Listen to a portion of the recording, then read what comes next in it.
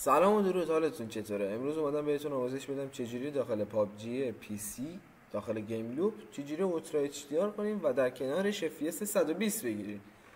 کار خیلی راحتیه، زیاد دنگ و فنگ نداره، نیاز به برنامه به اسم MK پابجی دارین که لینکش هم داخل دیسکریپشن براتون گذاشتم. خب گیم لوپ رو باز میکنیم و DNS هم حالا روشن میکنیم. همونطور که میبینید DNS 1022 چیز خاصی هم نیست. وارد گیم میشیم.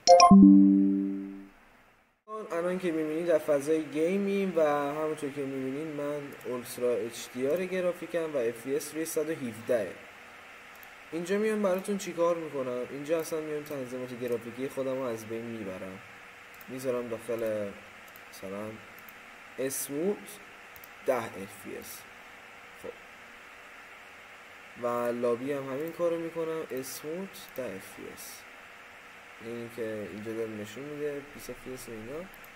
خب همونطور که میبینید خیلی بدجور شد. خب حالا چیکار میکنیم؟ MK پابجی رو روشن میکنیم، حالا باز میکنیم، اینجا کانکت تو گیم لوپ رو میزنیم، منتظر میشیم کانکت بشه.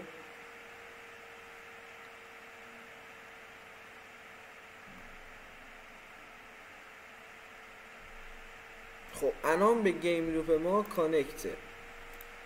ما اینجا میذاریم رو اولترا اچ دی آر و اینم میذاریم رو 120.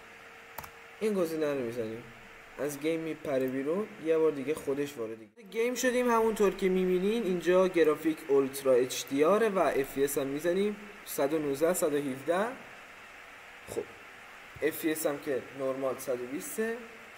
یه گیم پلی هم براتون گذاشتم تو مچ، میتونین ببینین گرافیک و FPS و به وضوح معلومه. تا ویدیوی دیگه، خدا نگهدار.